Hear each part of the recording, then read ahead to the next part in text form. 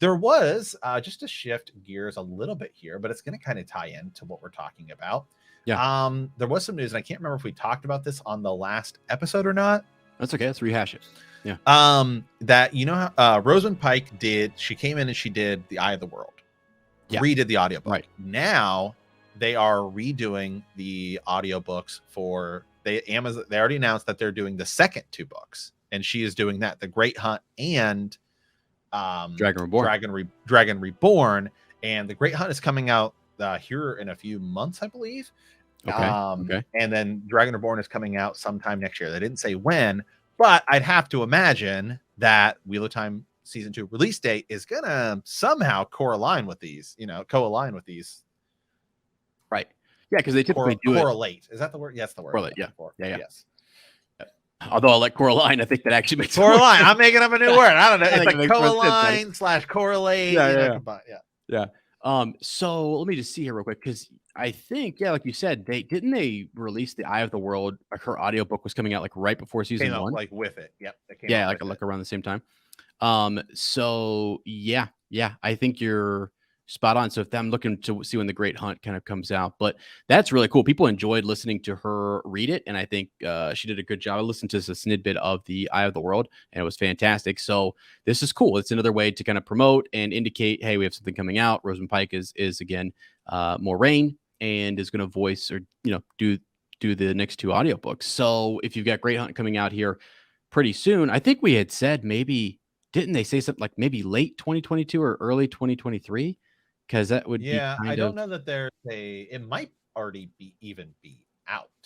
The Great Hunt, really? Okay. The Great Hunt audio, yeah. August 2nd. So it just came out. Yeah, so The Great Hunt will be available on August 2nd. So it's out now.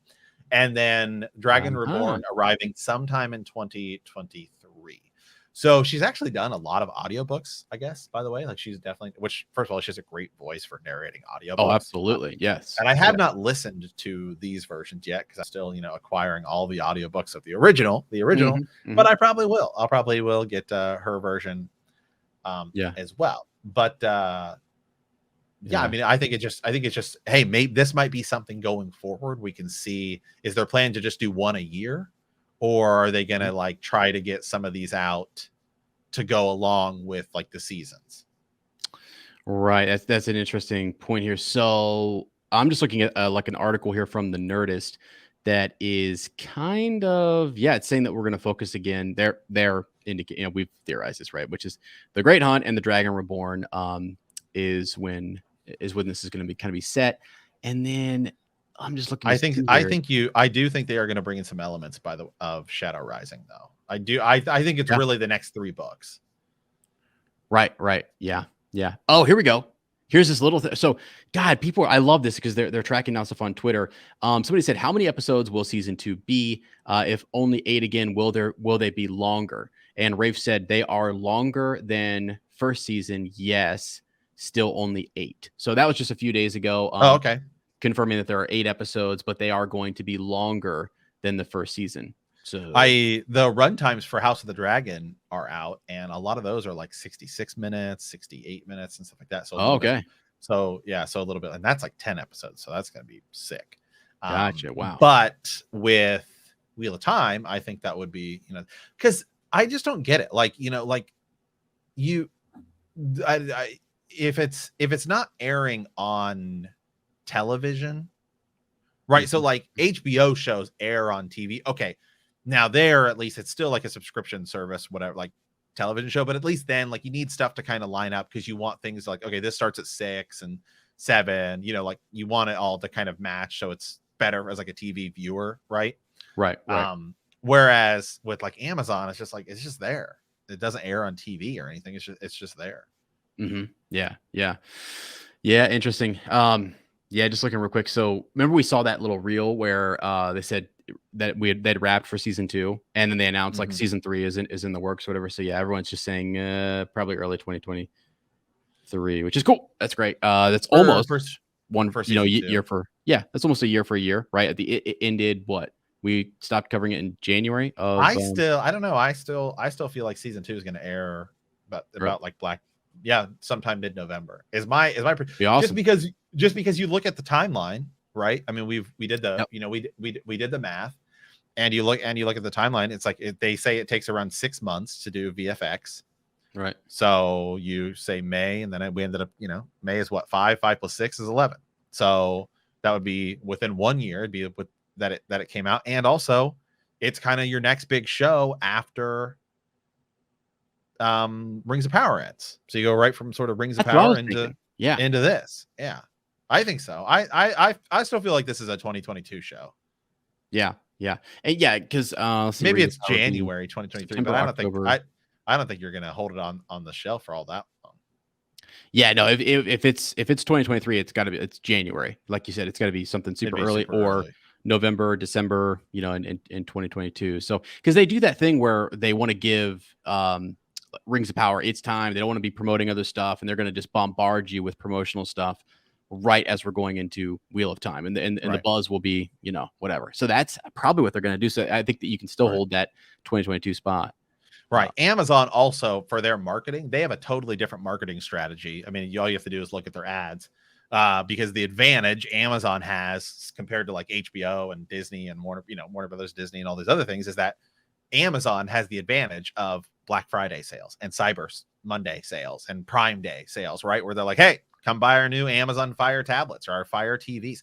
Dude, on freaking, this was insane. On like Prime Day, they apparently there's some sort of like, I don't know, like 42-inch like TV that Amazon sells, like an Amazon branded smart TV or whatever. They were literally selling it for $99.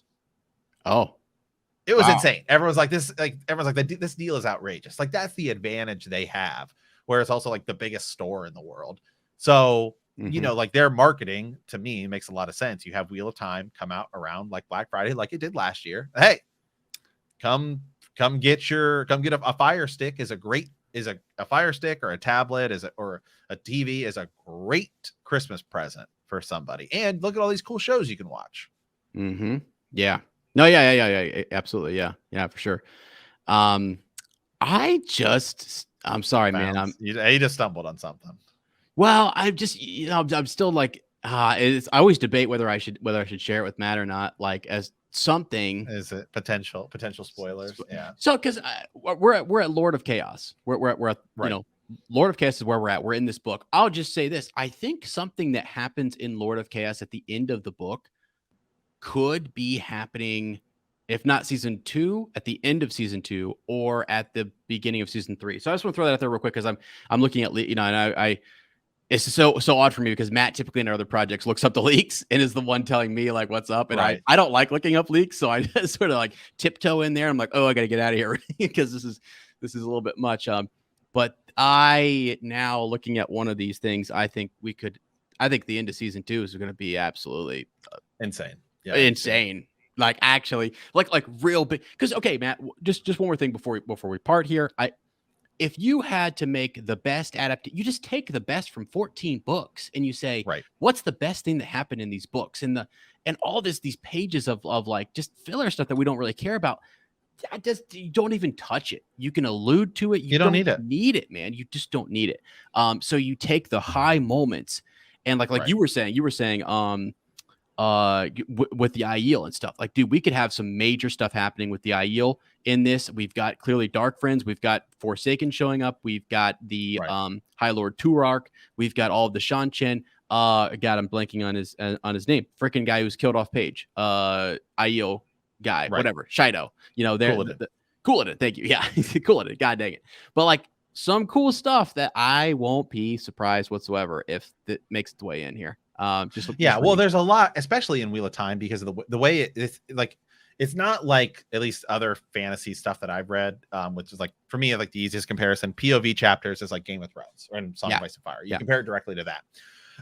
At least like in that, you pretty much know what's going on with like every character at all times in the books, right? Yes. Yeah. Whereas with this, I mean, it's like you'll have a book go by where you don't see Perrin. Well, you're not going to do that in TV. So it's like, okay, well, you're going to have to like, Perrin isn't even in Fires of Heaven.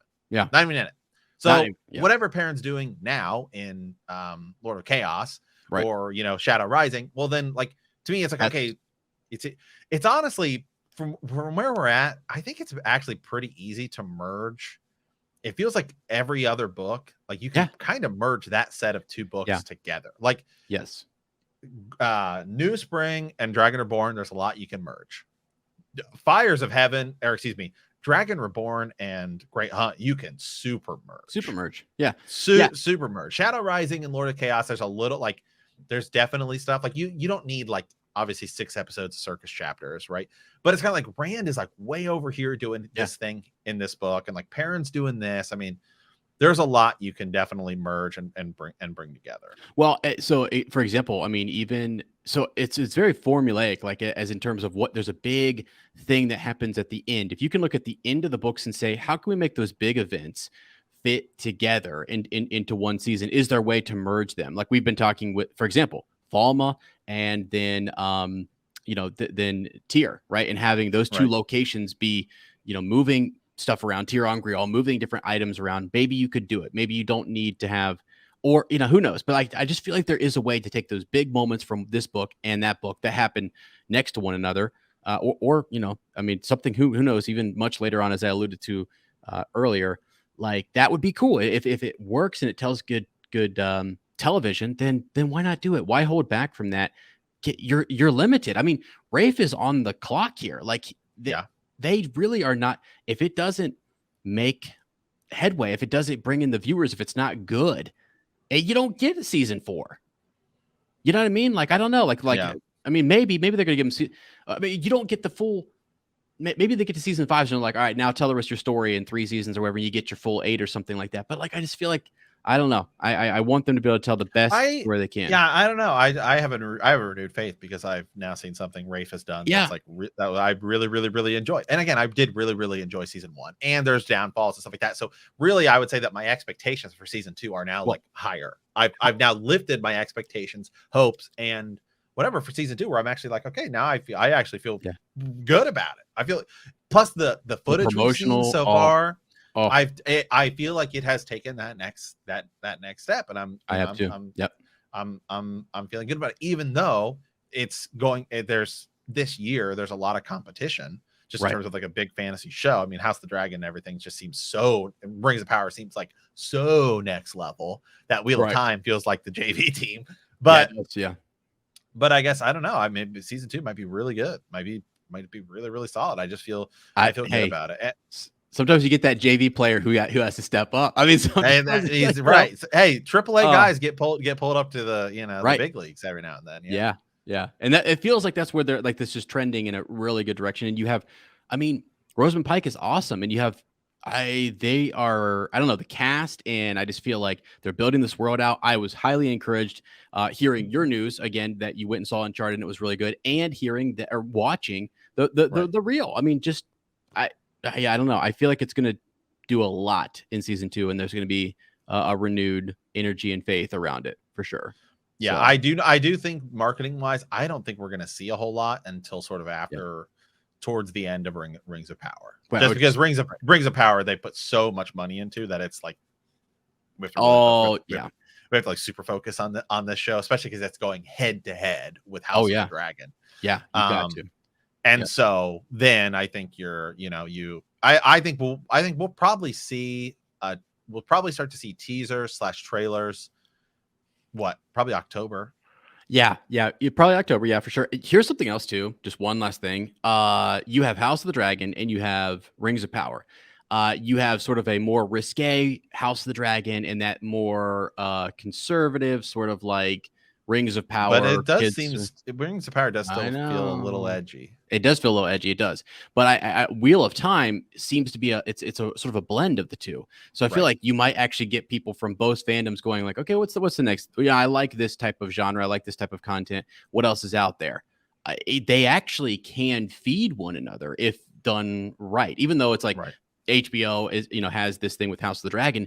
Still, you have people like our friend Sir Jimmy who kind of says, hey, if you like that, you might like this stuff as well. I do also think, and we've talked about this before, I think the transition, I think it's easier to go from Lord of the Rings to Wheel of Time. They're definitely closer because they're a little more high fantasy, whereas Game of Thrones is very low. That's true. You know, like there's magic in Game of Thrones. Like there's going to be a lot more dragons in this, but Right. it's not. You just don't have like wizards out there, like, you know, casting spells left and right. And there's not, and like everybody's really in Game of Thrones, other than the White Walkers, everyone's pretty much still a human. Yeah, for sure. Like, you don't have other races and stuff. I mean, there are like the Children of the Forest and there's some giants, but like you don't really see them that much. It's not the same. Whereas in like Wheel of Time and Lord of the Rings are much closer. Yeah, for sure. Yeah. In terms of framework.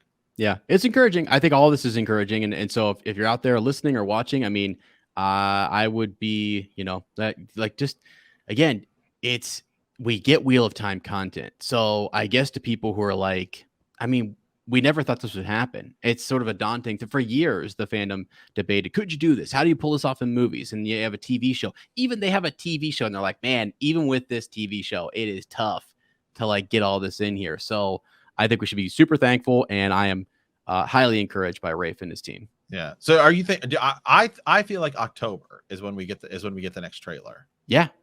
Let's see. Or when we get, I guess, like the first trailer, because I think Lord of the Rings will have its own. It's got to have its time to shine, and because it'll have 4 weeks. It'll have September 2nd to early October, and if you wait till like mid-October and you drop, or even early October is fine because it's all the way. It's full head of its first 4 to 5 weeks. So you're promoting the heck out of it.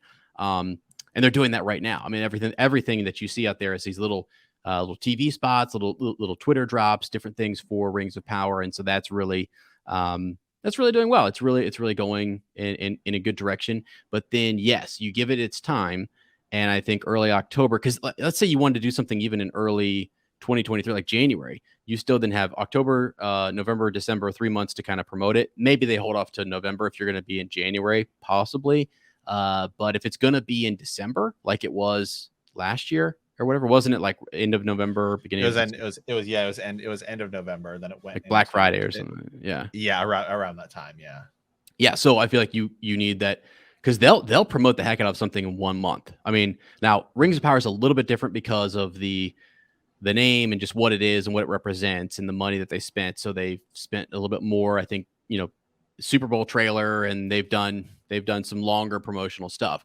But for something like Wheel of Time, they're going to drop it all in 1 month. I mean, it's just all going to be like, okay, if it's coming out in November, October is your, you know. Right. And well, if they do the same thing, right, if they do 3 episodes, then it really is only on for what, 6 weeks? Yeah. Right. Exactly. If it's 8, because you do 3, then you do 4, 5, 6, 7, 8. Yes. Yeah. That's 6 weeks. Yeah. Which then runs you into, because it finished.